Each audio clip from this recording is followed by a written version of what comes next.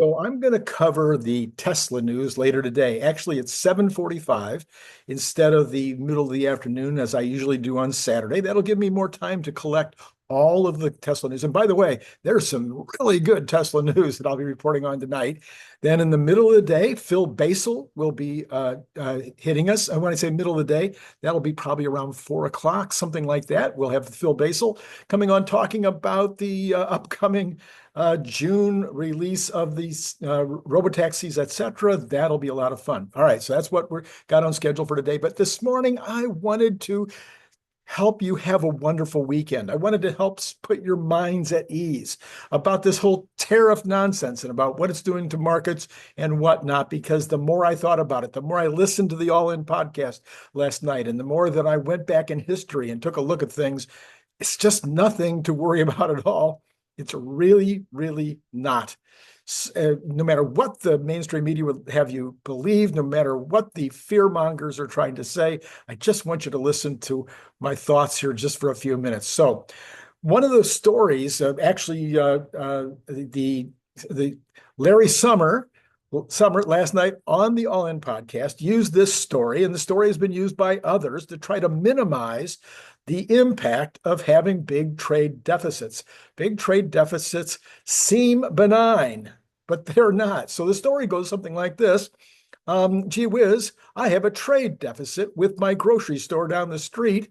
Does that mean that I've got a real problem and I need to solve that trade deficit? And of course, the reason that they use this analogy is because the idea would be, oh, in a world economy, I do something better than you do something better than me, the third guy does something better. All of us do things that are better. We put our money, we go buy something, we put our money into the big pile, and then it gets redistributed based on our capabilities, our skills, our ability to manage money, etc., which is true. It's 100% true. And in a perfect world, that would be amazing. But of course, it's not a perfect world. So I'm going to suggest a little version of the analogy, which I think will make sense to you, and which is kind of goes like this. Okay, I'm one person in this. I'm in a remote community. There's 1,000 of us folks living in this community, and there's a grocery store there, and all of us shop at that grocery store. And that grocery store owner gets wealthier and wealthier and wealthier. He adds on sundries and other things, becomes kind of like a Walmart or a Costco. And pretty soon he's like the biggest business in the town. And we keep shopping there more and more because they do more and more. And he gets wealthier and wealthier, the owner of this store. And pretty soon he starts buying up property in our town.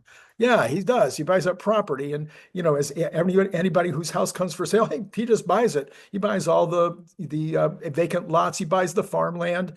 He buys up other small businesses. Even because he's wealthy, he can start buying up all this stuff, and he becomes more and more powerful. And then he buys a bank, and we all start borrowing from that bank because they have the best deal on loans. So all of a sudden, we're beholden to him not only from the standpoint that we can only get our certain products, grocery products or electronics or whatever that we need from this particular store. There's no other choice, but also we become beholden to him because we owe him money. Oh, and we also pay him rent. Oh, that all of a sudden it doesn't sound so benign that we have, a trade deficit with this grocery store. I see. All right. So that's how the real world works. And that's what we're dealing with China. So that's good. That's the bad news. That's what we're dealing with. And hopefully it makes it a little more realistic. Now, Warren Buffett is not a fan of tariffs, but he did say this today. He says, there are levels of trade deficit that do bother me. When you are, in effect, he says, buying more from other countries than they're buying from you, you are handing them investment funds. He says we don't want it to be a question of where we import 20% of our GDP and we export nothing. Of course, that's an argument from extremists, and it's not a great way to make an argument, but it has some sense. Now, we could all quit working and we could all hand little pieces of paper to the rest of the world, and they could keep sending us food, they could keep sending us autos, they could keep sending us all kinds of things, but eventually they would claim 100% of our wealth. He says, trust the process, short-term pain for long-term gain. Oh, what? Oh, so we need to trust the process. There's going to be some short-term pain possibly in order to turn around the nonsense. Now, Please understand me. I'm going to say it again. It has not been 100. I'm going to disagree with my leader, Mr. President Trump. It has not been all about these other countries taking advantage of us, except to the extent that we wanted to be taken advantage of.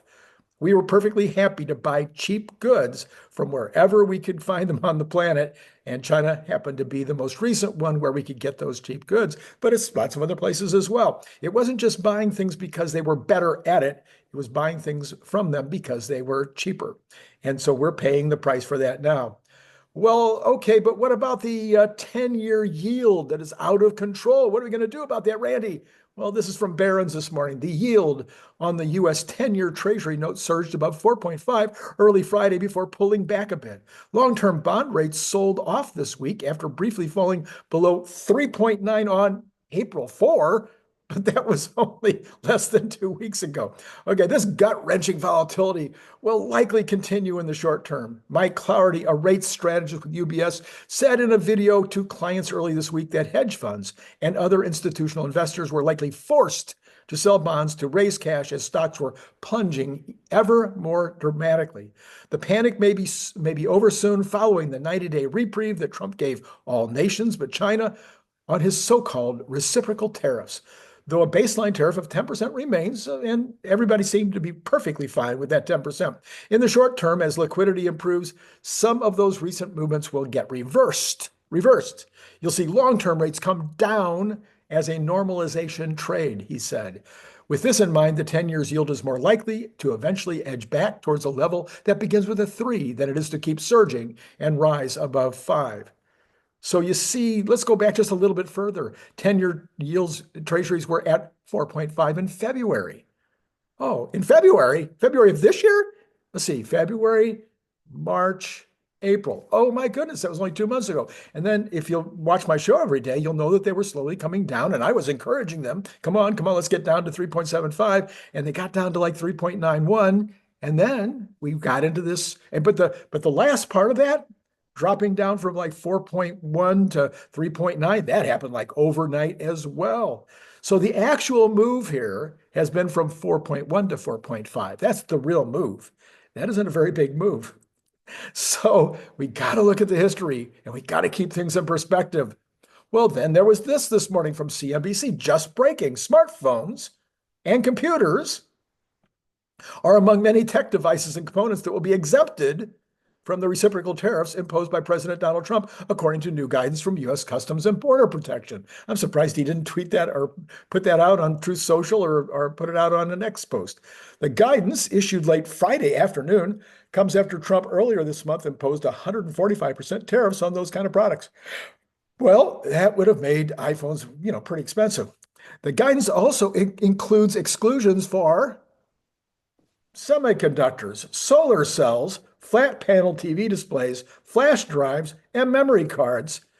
By the way, I saw it in another place, but I already knew this. This would represent about 25% of what we import from China, and so therefore is a major impact on the overall tariff picture.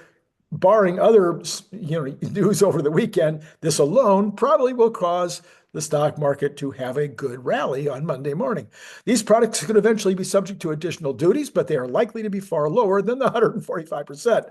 The exemptions are a win for tech companies like Apple, which makes the majority of its products in China, although they make a lot of products in other Southeastern Asian countries right now.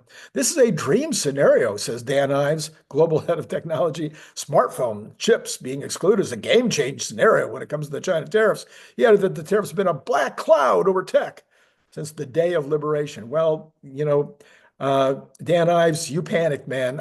I have so much. I'm sorry. I still respect you, Dan, but I lost some respect that day. This was it was a sad moment in your history as someone I follow. I think, he says, ultimately big tech CEOs spoke loudly and the White House had to understand and listen. Well, yeah. Okay, if you think so. All right. In the meantime, the good news is that the amazing Trump administration has also had its first conversation with Iran just earlier today. In order to have the leverage to start this conversation, Trump fully backed Israel as they destroyed Hamas and Hezbollah, which hadn't happened under the previous administration, fully backed them, and they fully destroyed Hamas, completely wiped out Hezbollah, and to the point where now people are recommending to Lebanon that they should finish the job politically and re-enter the world of, first of normal nations. So if you get Hamas out of the way, you get Hezbollah out of the way, then Israel neutralized Syria. And of course, they had the changeover of who's running Syria. And then the U.S. is in the process and probably has almost completely neutralized the Houthis. Well, guess what? That means, and then of course, and then simultaneously they destroyed any hopes that China had of controlling the Panama Canal going into the future. So this isolated Iran, completely isolated. China's power has come down. All of their surrogates are wiped out. So Iran is isolated. They had to come to the table. Do you notice something here about the 4D chess that this president plays? You can feel more comfortable going into your weekend knowing that the tariffs are going to be fine, that Iran is going to be neutralized, that China and the United States are going to figure it out. All these things are going to happen, and it's just not Randy B. and Pollyannic. Well, all of this has happened in less than 90 days, and that's just touching the very beginning of it. Also interesting on the All In podcast last night, just worthy of note, the conversation was taking place with Larry Summers and with, I'm going to forget his name. I think I have it right at the top here.